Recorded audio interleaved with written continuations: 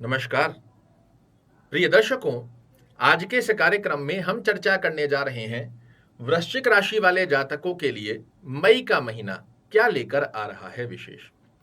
फलादेश प्रारंभ करने से पहले आपको एक बात अवश्य बताना चाहूंगा कि जिस पल का काफी लंबे समय से आप इंतजार कर रहे थे, इस महीने की पहली ही तारीख से वो दिन आपके जीवन में करने जा रहा है प्रवेश। जी हाँ, लंबे समय से आपके धन भाव के स्वामी, आकस्मिक लाभ भाव के स्वामी षष्टम भाव में पीड़ित अवस्था में बने हुए थे, किंतु 1 मई से जैसे ही देवगुरु बृहस्पति आपके सप्तम भाव में प्रवेश करेंगे, विश्वास मानिए ये पहली तारीख आपके जीवन में एक नया सवेरा लेकर आ रही है। इसे आप समझिए कि जब धन का स्वामी, संतान भाव का स्वामी, आकस्मिक लाभ भाव का स्वामी आपके कुंडली का अति ब्रह्म कारक ग्रह पिछले 13 महीनों से षष्टम भाव में बना हुआ था, और इसकी अनुभूति भी आपने की है कि हर पल धन से संबंधित समस्याएं, आकस्मिक लाभ जब जब करने गए आपके लॉस की स्थितियां बनकर आई, फिजूल के खर्चों की स्थितियां, जॉब में प्रमोशन अटकते रहे, धन का फ्लो लगभग खत्म सा हो गया था। किंतु इस स्थिति के आधार पर जैसे ही देवगुरु बृहस्पति 1 मई को आपके सप्तम भाव में जाएंगे, पिछले लंबे समय से धन के फाइनेंस दृष्टिकोण से, कर्म क्षेत्र से, फिजूल के खर्चों से जो लंबे समय से आप परेशान हो रहे थे, इससे सबसे मुक्ति दिलाते हुए क्या क्या बड़े लाभ देने जा रहे हैं, किस प्रकार आपके जीवन में बड़े परिवर्तन इस महीने से एक्टिवेट होंगे, ये संपूर्ण जानकारी पर चर्चा करेंगे। एकाग्र चित्तता से बने रहिए। विश्वास मानिए ये बहुत बड़ा दिन आपके लिए पहली तारीख से ही होने जा रहा है। क्रमबद्धता के आधार पर हम चर्चा करते हैं कि आपके स्वास्थ्य दृष्टिकोण की स्थिति, जिसे शास्त्र पहला सुख कहता है कि पहला सुख है निरोगी काया। शास्त्र दृष्टिकोण की स्थिति से, स्वास्थ्य दृष्टिकोण की स्थिति से आपके लिए मई का महीना क्या संकेत दे रहा है, तो आपके लग्न के स्वामी होते हैं मंगल महाराज। कहाँ विराजित हैं? आपके पंचम भाव में, और पूरे महीने ये यहीं रहने वाले हैं। और ये एक स्पष्टीकरण का संकेत है कि मई का महीना वृश्चिक राशि वाले जातकों के लिए स्वास्थ्य दृष्टिकोण की स्थिति में बेहद खास बना रहेगा। दूसरा सुख होता है धन की माया, और अब धन के द्वार खोलने के लिए तैयार हो चुके हैं देवगुरु बृहस्पति समस्त वृश्चिक राशि वाले जातकों के लिए।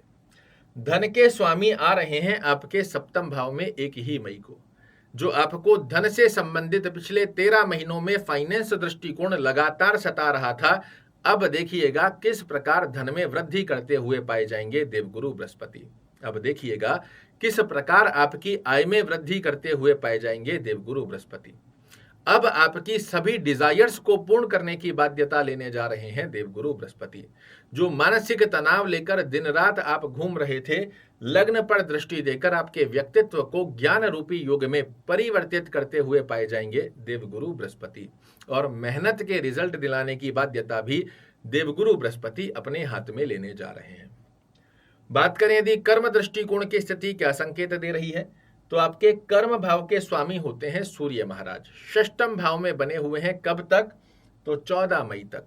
यहां पर भी ये उच्च के होकर बैठे हैं, किंतु शुद्धिकरण में 14 मई के पश्चात आपके कर्म क्षेत्र में बेहद सुंदर अवस्था का योग निर्मित होगा सूर्य महाराज के आशीर्वाद से। पिछले समय में जितने भी कार्य रुके हुए थे, इस महीने की डेट याद रखिए, 14 मई के पश्चात आपको कर्म क्षेत्र में बहुत तेजी से बूस्टअप देखने को मिलेगा। बात करें यदि भाग्य दृष्टिकोण की स्थिति क्या संकेत दे रही है, तो आपके भाग्य भाव के स्वामी चंद्र महाराज होते हैं। पराक्रम भाव में बने हुए हैं, किंतु ये 2.25 दिन से 2.5 दिन के अंदर राशि परिवर्तन करते रहते हैं। किंतु भाग्य का साथ, तो जब व्यक्ति के हाथ में धन होता है ना, तो भाग्य अपने आप से साथ देना प्रारंभ कर देता है। और कुछ इसी प्रकार की अनुभूति देवगुरु बृहस्पति इस महीने से आपके लिए निर्मित करने जा रहे हैं। विद्या दृष्टिकोण पर यदि हम चर्चा करते हैं, तो विद्या भाव के स्वामी भी आपके लिए देवगुरु बृहस्पति होते हैं। और ये पिछले लंबे समय से विद्यार्थियों को जो सफलता नहीं मिल पा रही थी, कॉन्सेंट्रेशन की स्थिति गड़बड़ा रही थी, एकाग्र चित्तता का योग नहीं बन पा रहा था, तो विद्यार्थियों के लिए ये गोल्डन समय कहा जा सकता है, जहां देवगुरु बृहस्पति के आशीर्वाद से आपको निश्चित रूप से मिलेगी बहुत बड़ी उपलब्धियां। यात्रा दृष्टिकोण पर यदि हम चर्चा करते हैं, तो यात्रा भाव के स्वामी शुक्र महाराज आपके कुंडली में षष्टम भाव में बने हुए हैं। ऐसे में यदि मई के महीने में आप व्यापारिक यात्रा कर रहे हैं तो मैं आपको रिकमेंड करूंगा 19 मई के बाद कीजिए। भौतिक सुखों को अर्जित करने वाली अपनी फैमिली के साथ घूमने का प्लानिंग कर रहे हैं, किसी अन्यत्र जगह अपना टाइम स्पेंड करने पर यात्रा करने का विचार कर रहे हैं तो पूरे महीने निसंकोच किया जा सकता है। दाम्पत्य जीवन पर यदि हम चर्चा करते हैं तो दाम्पत्य भाव के स्वामी भी शुक्र महाराज आपकी कुंडली में षष्ठम भाव में बने हुए हैं, किंतु दाम्पत्य जीवन के कारक ग्रह देवगुरु बृहस्पति आपके दाम्पत्य स्थान पर ही प्रवेश किए हैं। ये बहुत अच्छा योग माना जाएगा। 19 मई के पश्चात आपके रिलेशन के अंदर और मधुर संबंधों की स्थितियां देखने को मिलेंगी। जितने भी वृश्चिक राशि वाले जातक हैं ये लंबे समय से नोटिस कर रहे हैं कि इनके रिलेशन की स्थितियां, जो रिलेशनशिप की स्थिति होती है उस स्थिति में कहीं ना कहीं परिपूर्णता के योग देखने को मिल नहीं पा रहे थे, किंतु अब आप देखिएगा देवगुरु बृहस्पति के शुद्ध होने से आपके संबंधों में मधुर परिवर्तन के योग बनेंगे और जो लोग प्रेम संबंध में हैं और विवाह करना चाह रहे हैं उनके लिए भी यह अवस्था बहुत सुंदर स्वरूप को दर्शाकर देती हुई पाई जाएगी।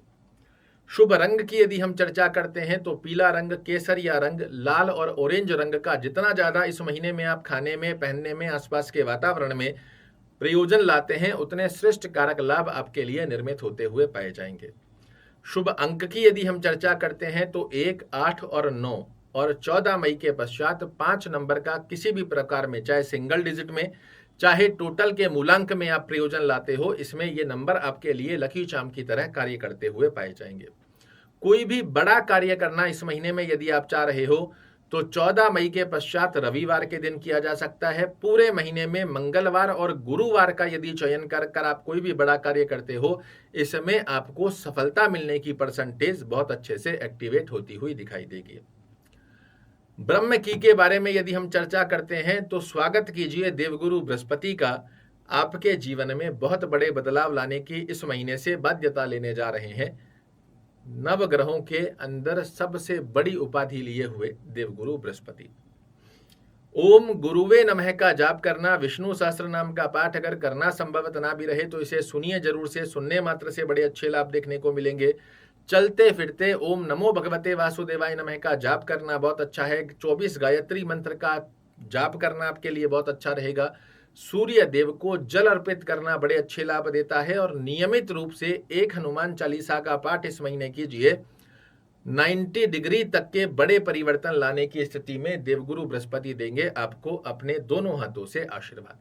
आशा करता हूं मेरे द्वारा दी गई ये जानकारी आपको पसंद आएगी। कल फिर से एक नई जानकारी लेकर आपके सामने उपस्थित होऊंगा। तब तक के लिए नमस्कार।